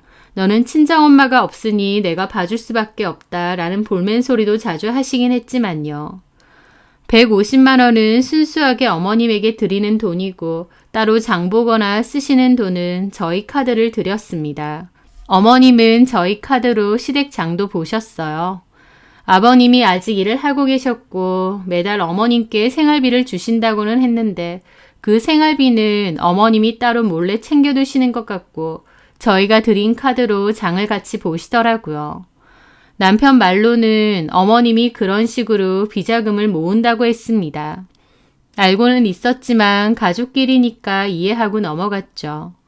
그렇게 또다시 얼마간의 시간이 흘렀을 때였습니다. 그날은 어머님이 저희 집에 잠깐 오셨을 때인데 나갔다 들어온 남편이 저한테 갑자기 땅 얘기를 하더라고요. 그 땅 이제 좀 팔자. 왜? 왜긴 왜야. 그 땅 갖고 있어봤자 뭐하냐. 내가 이번에 친구한테 확실한 주식 정보를 들었거든. 걔가 주식으로 돈을 엄청 벌었던 애야. 특별히 나한테만 고급 정보를 알려준다고 하더라. 주식을 한다고? 그 돈으로? 당연하지. 이런 정보를 거저 얻는 건 줄 알아? 내가 비싼 술까지 사주고 얻은 정보야. 참나. 투자할 미천도 없으면서 굳이 왜 비싼 술까지 사주면서 그런 정보를 얻어와? 나는 그 땅 팔 생각 없어. 아니 별로 돈도 안 되는 땅 뭐하러 그렇게 들고 있냐고. 3천만 원이 별로 돈도 안 돼? 그 크기에 3천이면 진짜 똥값이지. 그러는 당신은 그런 똥값인 땅이라도 있어? 아, 진짜 답답하다. 당신 같은 사람은 평생 가도 돈 못 모아. 그냥 꽉 끌어주고 있다고 재산이 아니야. 불려야지. 그걸 그 주식으로 불리겠다? 그래. 당신 전에도 주식으로 돈 꽤 날린 적 있잖아. 내가 알기로 한 1,000만 원? 아, 그게 언제적인데. 결혼 전에 일이잖아. 어쨌든 그때 식겁하고 다시는 주식 안 한다며. 아, 옛날 일이고. 그때는 내가 뭘 몰랐던 거고. 어쨌든 그건 아닌 것 같아. 주식으로 괜한 돈 날리는 것보다 그냥 난 들고 있을래.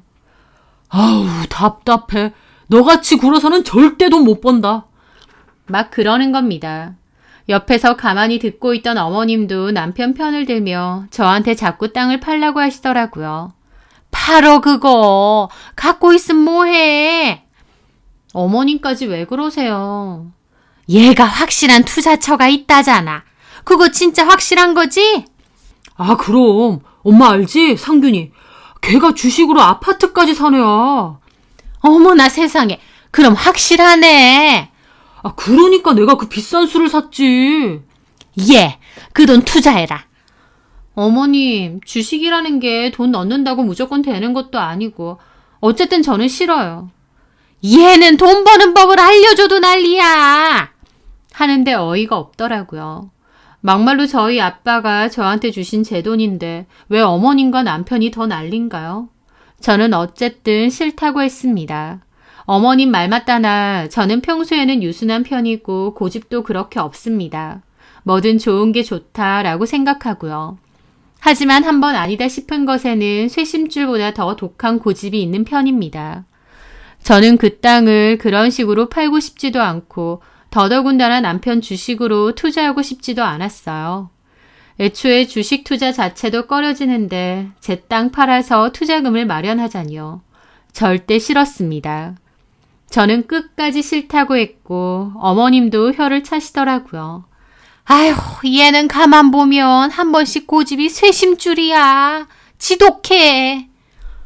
나중에 그 주식 급등하고 피눈물이나 흘리지 마. 돈 버는 법을 알려줘도 못 써먹어 하여튼. 어휴 답답해. 뭐라고 하던지 말던지 저는 그냥 암소리 안 했습니다.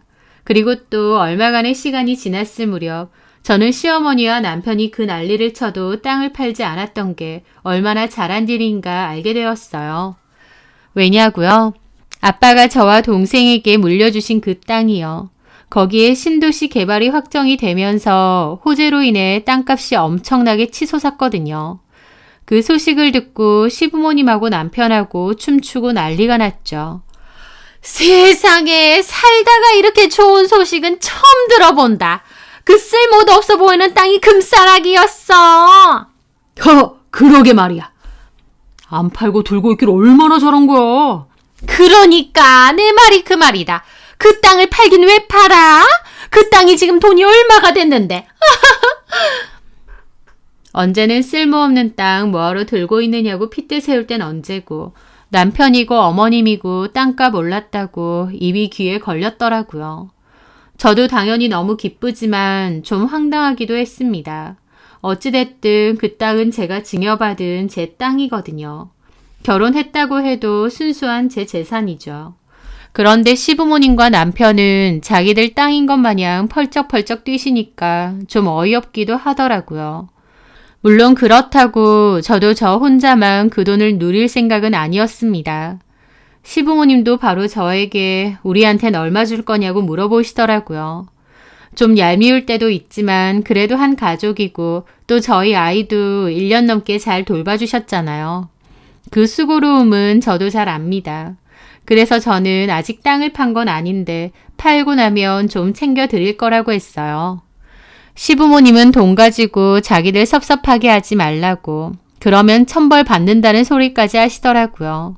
그 말에 남편도 옆에서 민경이가 그럴 성격인가? 어련히 엄마 아빠 안 섭섭하게 챙겨드리지. 하긴 우리 며느리가 얼마나 착한데 돈 좀 생겼다고 시부모는 나 몰라라 하고 그런 성격 아니지 하시더라고요. 그 와중에 시동생도 싱글벙글했습니다. 그럼 나한테도 콩고물 좀 떨어지나? 당연하지. 너는 우리 집 식구 아니야? 형수가 어련히 시동생 안 챙겨? 와, 얼마 주시려나? 벌써 기대되는데. 하더라고요.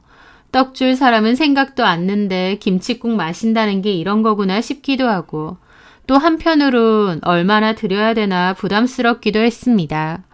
당연히 받은 돈에서 적지 않게 떼어드릴 마음도 있기는 한데 제 생각 이상으로 많이 기대하시는 것 같기도 했거든요.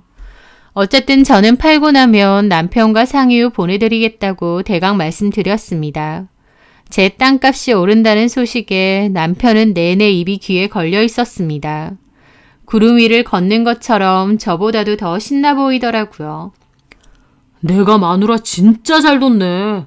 이제 와서 하는 소린데 그때 상균이가 추천해준 주식 말이야. 그거 조금 오르나 싶더니 지금 완전 휴지 조각 됐어. 그때 그 땅 팔아서 그거 샀으면 어쩔 뻔했어. 사실 엄마가 그때 몰래 모아둔 비자금으로 투자를 좀 했거든. 근데 휴지 조각 된 거 보고 원망을 엄청 하시는 거야. 근데 당신 땅이 이렇게 올랐으니 얼마나 잘 됐어. 엄마도 이제 그 주식은 생각도 안 하시더라. 거봐, 내가 그 주식 하지 말랬잖아. 그러니까 이래서 마누라 말을 잘 들어야 돼. 나 당신이랑 결혼한 거 너무 좋고 행복해.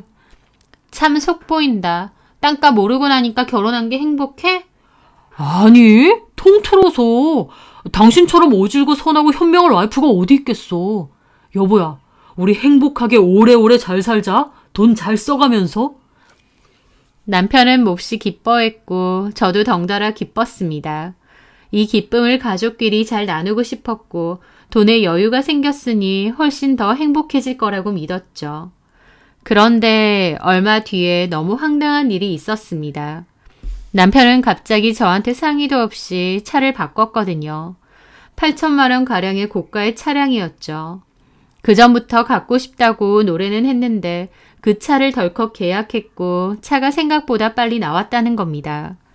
계약 시점을 보니 제 땅값 호재 소식을 듣고 바로 계약을 한 것 같더라고요. 말도 안 하고 이 비싼 차를 바꿨느냐 했는데 남편은 오히려 저를 이해 못하더라고요. 돈이 그만큼 생겼는데 그럼 그 오래된 고물차를 계속 끌고 다니겠느냐 하면서요.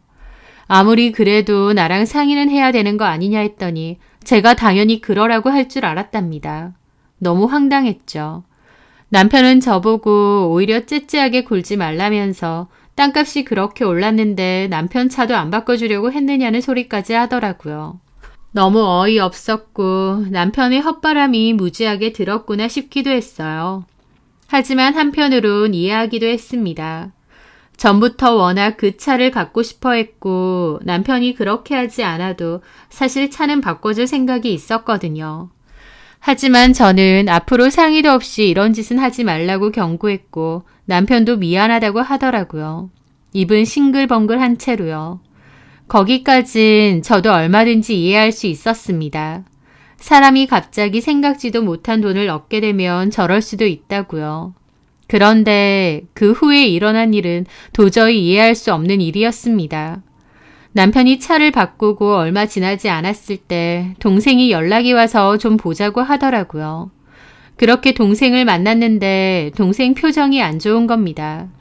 무슨 일이냐 물었는데 동생은 대뜸 언니, 형부 바람 펴? 그러는 겁니다. 저는 화들짝 놀랐죠. 뭔 소리야 지금? 내가 어제 진짜 황당한 걸 봤거든? 하면서 얘기를 해주더라고요. 동생은 남편과 같은 동네에 있는 빵집에서 제빵사로 일을 합니다. 남편 가게 쪽으로 한 번씩 퇴근을 한다고 했죠. 어제도 일이 끝나고 그리로 지나가다가 무심코 남편 가게를 봤대요. 그런데 가게는 브레이크 타임이라 다른 손님은 없고 어떤 여자 하나가 있었는데 남편이 그 여자 어깨동무를 하고 같이 폰으로 뭔가를 보며 웃고 있더래요. 제 동생이 너무 황당해서 가만히 지켜보는데 그 여자는 남편 가게 옆에 있는 네일샵 사장이라는 겁니다. 동생도 그 동네에서 오래 일했고 여기저기 많이 다니기 때문에 얼굴을 알았던 거죠. 두 사람이 너무 친밀해 보였다고 저한테는 아무것도 몰랐냐고 물어보는 겁니다. 저는 생각지도 못한 일이라 너무 황당했죠. 진짜로? 잘못 본 거 아니고? 잘못 볼 게 뭐 있어. 형부가 그 여자 어깨에 이렇게 팔을 올리고 같이 뭐 보면서 낄낄거리고 있었다니까. 미친 거 아니야? 그대 낮에? 아무리 영업 안 하는 시간이라고 해도 밖에서 그렇게 보이는데. 미친 거지 둘 다. 언니는 전혀 몰랐어? 내가 미쳐. 언니는 순진한 거야? 바보 같은 거야? 그 땅도 팔아서 시댁 식구들한테도 나눠준다 그러고 그 집 식구들이 언니한테 뭐 해줬다고 그거 나눠준다고 할 때부터 이해가 안 됐어. 언니, 형부 뒤를 좀 캐봐. 내 보기에 그 두 사람 보통 사이 아니야. 언니 지금 형부가 바람 피는 줄도 모르고 그 집 식구들한테까지 돈까지 줄 일 있어? 동생은 펄쩍 뛰었고 저도 심각해졌습니다. 생각지도 못한 일이었기에 너무 놀랐죠. 저는 알겠다고 했고 그날 저녁 남편의 폰을 뒤져보게 되었습니다. 결혼하고 그런 일은 처음이었어요. 묘하게 떨리고 손에서 땀이 엄청 나더라고요. 남편은 제가 폰을 열어볼 거라고는 생각도 못했던지 증거들을 고스란히 폰에 남아 있었습니다. 동생이 말했던 대로 남편은 같은 건물에 그 네일 사장과 바람을 피고 있는 게 맞았어요. 최근 일도 아니었고 그 상간녀와 그렇게 지낸 게 최소 2년 이상 됐더라고요. 그 상간녀에게 선물도 엄청 줬고 일 마치고 같이 술 먹으러 다니거나 놀러 다닌 것도 꽤 됐습니다. 저는 남편이 친구들 만나서 술 먹고 놀러 다닌 줄 알았는데 상당수는 그 여자랑 그러고 다닌 거더라고요. 게다가 저한테 권유했던 그 주식도 알고 보니 남편 친구가 아니라 그 상간녀가 권유했던 주식이었습니다. 그 상간녀도 주식에 관심이 많은 듯 했고 남편과 주식 얘기도 많이 하는 것 같더라고요. 마치 저라는 존재는 아예 없는 것처럼 그 두 인간들은 오래된 연인처럼 자연스럽게 톡을 주고받고 만나고 했던 것 같았습니다. 저를 얼마나 무시했으면 이랬을까 싶어서 피가 거꾸로 솟더라고요. 게다가 그 상간녀가 자기 차가 너무 오래돼서 불편하다고 징징거렸고 남편이 조만간 돈 들어올 거니까 상간녀 차도 바꿔주겠다고 미리 계약하랍니다. 그 상간녀는 신나서 이거 살까 저거 살까 차 사진 보내고 있고요. 그 조만간 돈 들어오는 곳이라는 게 바로 저를 뜻하는 거겠죠. 기가 막히더라고요. 뒤에서 외간 여자랑 바람피면서 와이프는 돈통 취급하고 있는 겁니다. 그것도 바람피는데 쓰는 돈이요. 저는 욕을 안 쓰는 사람인데도 그걸 읽고 나선 제 입에선 끊임없이 쌍욕이 튀어나오고 이가 갈리더라고요. 게다가 읽는 김에 남편과 시댁 식구들의 대화도 다 보게 되었는데요. 시모는 남편에게 땅 정리했냐, 돈 언제 줄 거냐, 얼마나 줄 것 같느냐, 그걸로 우리는 집 좀 옮기고 싶다 이러고 있고요. 시동생도 자기 목도 좀 많이 챙겨달라 하라면서 자기도 차 바꾸고 싶다고 하더라고요. 이 집 식구들은 아예 저를 돈으로만 보는 것 같았고 무슨 맡겨놓은 자기들 돈 달라는 것처럼 뻔뻔하게 요구를 하고 있더라고요. 남편 역시도 지 돈인 양 잘 챙겨드린다면서 좀만 기다리라고 그러고 있고요. 이 인간들이 아주 자기들 마음대로 제 돈 갖다 쓰려고 작정을 했고 남편은 심지어 제 돈으로 상간녀 차 바꿔준다고 하고 미친 것들 욕이 튀어나오고 온몸이 부들부들 떨렸습니다. 여관에선 화도 잘 안 내는 저지만 그때는 정말 남편 머리를 내리찍고 싶을 만큼 화가 나더라고요. 그리고 더 뒷목 잡을 일은 따로 있었습니다. 바로 남편의 상간녀 존재를 시부모님과 시동생이 다 알고 있다는 거였어요. 저는 그 지점에서 제 눈을 의심했습니다. 애초에 시모는 그 쌈짓돈 털어서 투자했을 때 그 정보가 남편의 상간녀로부터 나왔다는 걸 알고 있었습니다. 물론 그 주식은 잘 안 됐긴 하지만요. 어떻게 이럴 수가 있나요? 게다가 시동생은 대놓고 형수한테 안 들키게 조심하라며 아직 돈도 안 받았는데 그 여자 당분간 만나지 말고 돈 받고 나서 만나라는 소리까지 하더라고요. 그 숨막히게 충격적인 대화들을 하긴 한 저는 어느 순간부터 마음이 오히려 차분해졌습니다. 좀 전까지만 해도 심장이 튀어나올 것처럼 뛰고 너무 화가 났는데 갑자기 마음이 차분해지더라고요. 이혼해야겠다. 그 결심을 한 순간부터요. 이 대화를 봤는데 남편과 결혼 생활을 유지한다는 건 말이 안 됐어요. 남편뿐만 아니라 시댁 식구들까지 한통속으로 나를 속이려는 걸 다 확인했는데 제가 미치지 않고서야 그냥 넘어갈 순 없었죠. 남편도 이 집 식구들도 다 답이 없다. 쓰레기 같은 것들이구나. 마음이 차갑게 식었습니다. 그것도 모르고 가족이랍시고 얼마 챙겨줘야 섭섭치 않아 할까 그거 고민한 제가 우스울 정도였죠. 저는 마음을 가다듬고 다시 남편의 폰을 켜서 차분하게 그 모든 증거를 하나하나 수집했습니다. 이를 악물고 작은 거 하나까지도 다 찍고 저장을 했죠. 그리고 곧바로 이혼 준비에 돌입했습니다. 제 돈 때문이라도 남편은 절대 호락호락하게 이혼해주지 않을 거기 때문에 협의 이혼은 쉽지 않을 거고 바로 이혼 소송으로 들어가야겠다고 마음먹었어요. 그렇게 변호사 상담도 하고 조용히 준비를 하고 있었죠.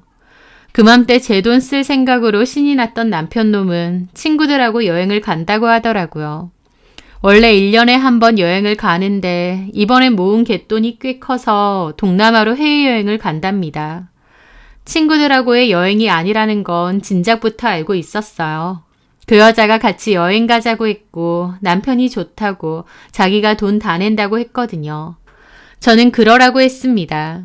이왕 가는 거 맛있는 거 많이 먹고 마사지도 받고 숙소도 좋은데 하라고요. 남편은 저보고 역시 통이 크다며 제가 그러라고 했으니 제 말 듣고 그렇게 하겠답니다. 그러고 신나서 웃는데 그 입을 찢어놓고 싶더라고요. 하지만 저는 내색 않고 가만히 있었죠. 속으로 네 돈 네가 펑펑 쓰라는 건데 내 알 바 아니지 하면서요. 그렇게 남편은 여행을 떠났고 저는 그때를 기점으로 제 짐 싹 정리하고 그 집에서 나왔습니다. 공교롭게 전세 계약이 끝날 때여서 원래도 이사갈 집을 알아보고 있었는데 이제 그럴 필요가 없어진 거죠. 남편하고 저하고는 끝낼 거니까요. 집주인에게 미리 집은 비웠으니 돈은 되는 대로 보내달라고 말하고 제 짐 챙겨서 친정으로 들어갔습니다. 그리고 시댁으로 바로 이혼소장도 보냈어요. 그렇게 여행 마지막 날 남편이 전화가 왔더군요. 이제 돌아가는데 제 선물을 샀네 어쩌네 하면서요. 선물? 나 혼자 놀러와서 미안하잖아. 면세점에서 자기 선물도 하나 사고 가려고. 필요 없어. 제가 냉랭하게 대답하니 남편도 멈칫하더라고요. 필요 없다고. 왜? 그년이랑 놀러 간 게 이제 와서 미안해졌어? 그래서 선물이라도 하나 사서 던져주게. 필요 없으니까 같이 간 그년한테나 많이 사주세요. 그 말에 남편은 아무 대답이 없더라고요. 충격받은 것 같았죠. 저는 끊으려는데 남편이 다급하게 잠깐만 자기야. 여자라니 무슨 소리해? 네일샵 여사장이랑 놀러 갔잖아. 지금 옆에 있어? 아니야, 무슨 소리야. 오해하는 거야. 여자라니. 나 친구들이랑 놀러 갔다니까?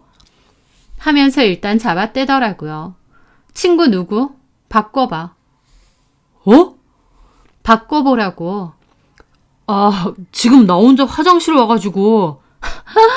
진짜 가지가지한다. 다 필요 없어. 그년이랑 여행 가던지 말던지 이제 다 필요 없다고. 나는 마음 정리 다 했거든.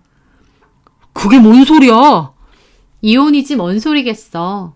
그 여자한테 보내줄 테니까 둘이 앞으로 같이 살아. 잠깐만. 이혼이라니. 자기야 이러지 말고. 저는 다급한 남편을 두고 전화를 뚝 끊었습니다. 그런데 얼마 뒤 시모가 전화가 왔더군요.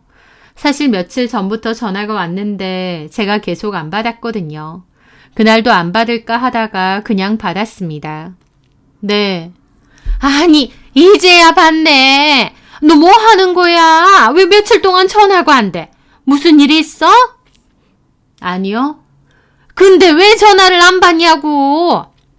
뭐 때문에 전화하셨는데요? 너 목소리가 왜 그래? 광태랑 싸웠니? 싸우긴요. 한국에 있지도 않은데요. 놀러 갔어요. 해외여행. 아, 그래 맞다. 친구들이랑 놀러 간다고 했지? 그것 때문에 기분 상했니? 기분 상할 것도 많다. 갔다 와서 너랑 또 여행 가면 되잖아. 돈이 없는 것도 아니고. 왜 전화하셨냐고요? 아니, 광태가 얘기했나 모르겠는데 우리 사는 집 주인이 전세금을 2천만 원이나 올려달랜다. 자꾸 전세금 올리는 것도 영 짜증나고 우리도 이참에 집을 하나 살까 싶었는데 마침 괜찮은 매물이 있더라고. 근데요? 근데는 뭔 근데야. 거기 계약금은 이미 냈거든. 놓치면 할 사람 너무 많아서 급해서 어쩔 수 없었어. 하여튼 다음 달에 잔금 치러줘야 되는데 너 아직도 땅 정리 안 했니? 하는데 헛웃음이 막 나더라고요. 제가 뭘 해준다고도 안 했는데 자기들 마음대로 차 사고 집까지 계약하고 아주 난리도 아니었습니다. 땅 정리했습니다. 그래? 근데 너는 왜 말을 안 해? 그럼 돈 다 들어왔겠네? 네. 잘 됐네. 그러면 그 돈 보내라. 내가 들고 있다가 잔금 치르는데 쓰게. 아마 오늘 받으실 수 있을 거예요. 그래? 네, 제가 보냈거든요, 이미. 어머, 보냈어? 아유, 몰랐네. 근데 얼마나 보냈어? 큰 돈인데 그렇게 바로 보내지던? 어디 한번 잘 확인해 보세요. 그럼 저는 끊겠습니다. 어머, 잠깐만. 저는 그냥 전화 끊었습니다. 아마 날짜상 오늘 안에 받으실 수 있을 거예요. 물론 저는 돈을 보내드린다고 한 적은 없습니다. 제가 보내드린 건 남편과의 이혼 소장이니까요. 통장 확인해보고 당연히 돈이 안 들어와 있으니 시모는 다시 전화가 오고 시동생한테도 전화와 문자가 오더라고요. 보냈다는데 어디로 보냈느냐고요. 하도 연락을 해대길래 답장 한 통 보냈습니다. 돈 보낸다고 한 적 없습니다. 제가 보낸 건 이혼 소장이에요. 이광태 바람피고 있습니다. 꽤 오래됐던데요. 여행도 그 여자랑 갔고 어머님도 아버님도 도련님도 그 사실 다 알고 있으셨죠. 그러면서 저한테 돈 달라고 그러세요? 참 뻔뻔하네요. 저 이제 그 집 며느리 아니고요. 돈 필요하시면 새 며느리한테 어디 달라고 해보시던가요. 라고요. 당연히 제 문자 보고 시댁은 뒤집어진 것 같습니다. 저는 미친 듯이 오는 문자 전화 보기도 싫어서 그냥 전원 꺼버렸어요. 아마 남편도 시부모도 시동생도 시겁해서 저 보려고 저희 집으로 달려간 모양인데 가봤자죠. 제 짐 다 빼서 나왔으니까요. 다음날 결국 제가 일하는 사무실까지 찾아왔더라고요. 다 같이 찾아와서 쩔쩔 매는데 저는 경찰 부르기 전에 돌아가시라 그랬습니다. 내가 하고 싶은 말은 소장에 다 썼고 더 이상 할 말 없다고요. 민경아, 이건 아니지. 이혼을 누가 이렇게 일방적으로 하니? 일방적으로 바람핀 인간도 있는데 이혼하는 방식도 허락받아야 되나요? 아니, 그 여자애는 아무것도 아니야. 그냥 우리 아들한테 좀 둘러붙은 애고 우리 아들도 마음이 약하니까 좀 잘 대해줬나 본데. 어머님 아들 좋아 죽던데요. 차도 사줬대요. 와, 통도 크다 이광태. 지차도 바꾸고 상간녀 차도 바꿔주고. 어머님 아버님 눈 가리고 아웅 그만하세요. 어머님 아버님도 그러시는 거 아니에요. 다 알고 있으셨잖아요. 말리지는 못할 망정 모른 척 해놓고 이제 와서. 참나. 심지어 어머님은 그 여자가 추천하는 주식에 투자도 하셨다면서요. 물론 휴지 조각 됐지만. 제 말에 어머님은 흠칫 놀라서 아버님 눈치를 보더라고요. 아마 아버님은 몰랐던 것 같습니다.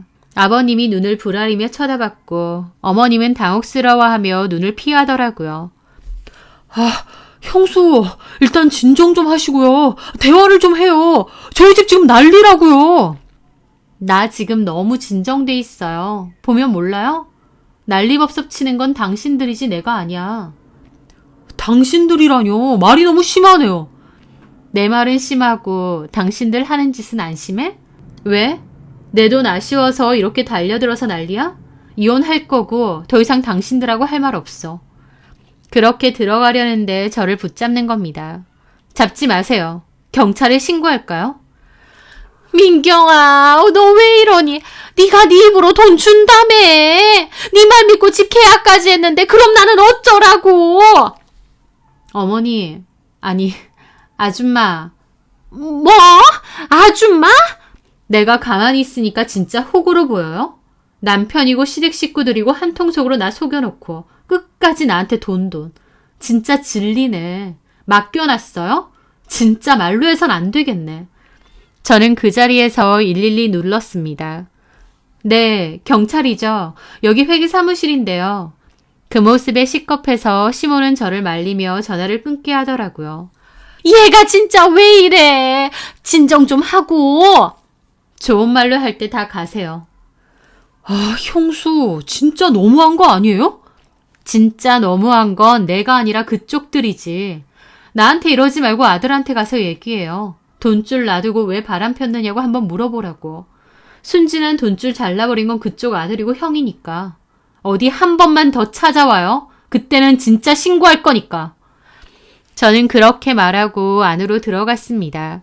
제 얘기에 아마 시댁 식구들은 남편에게 우르르 찾아간 모양이었습니다. 그 과정에서 옆 가게에 있는 상간녀도 불러들인 것 같고 서로 큰 싸움이 있었던 것 같더라고요. 시댁 식구들은 상간녀 탓을 하면서 너 때문에 우리가 받을 돈도 못 받았다고 난리를 친 모양이었습니다.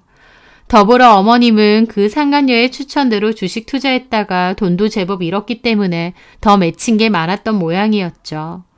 그 상간녀도 왜 나한테 이러느냐 난리친 것 같고 서로 언성이 높아지다가 폭행까지 있었던 모양이었습니다. 제 동생이 같은 동네에서 일하다 보니 소란이 일어나서 가보게 되었고 그 광경을 직접 목격했다고 하더라고요. 결국 경찰까지 왔고 다 같이 경찰서 갔다고 했습니다. 그 상간녀는 일방적으로 폭행당했다고 시부모 상대로 고소도 한 것 같더라고요. 저는 남편과 그 여자 상대로 상간소송도 했는데 그 여자는 답변서에 제 남편하고는 진작에 끝냈다는 내용도 적었더라고요. 그날 대판 싸우고 끝난 것 같기도 한데 또 한편으론 저랑 헤어졌다고 하니 남편이 더 이상 별 볼 일 없어 보여서 찬 것 같기도 했습니다. 남편은 그 여자랑도 끝냈으니 더 제가 아쉬웠겠죠. 이혼 못 해준다고 버텼지만 외도 사실이 명백한데 어쩔 건가요? 시간은 좀 걸렸지만 결국 이혼도 됐고 위자료도 받게 되었습니다. 그리고 그 사이에 들어보니 시부모는 그 계약했다는 집 잔금을 못 치러서 계약금까지 날렸다는 것 같더라고요. 저한테 돈 받아야 되는데 왜 하필 그 전에 바람핀 걸 들켰느냐고 아들에게 원망도 퍼부었다는데 참 끝까지 어이상실이었죠. 그리고 남편도 점 있고 돈 펑펑 쓰고 다니고 상간녀한테도 돈 쓰고 다니고 차도 전에 칼부로 샀는데 그때 쓰고 다닌 카드빚 갚는다고 꽤나 허덕이는 모양이더라고요. 상간녀한테 사준 차값도 돌려받느라고 꽤나 싸운 모양이었습니다. 설상가상으로 시부모가 와서 상간녀랑 싸우고 난리친 일 때문에 동네 소문까지 다 퍼져서 가뜩이나 장사도 그저 그랬는데 남편 가게는 더 팔이 날린다고 하고요.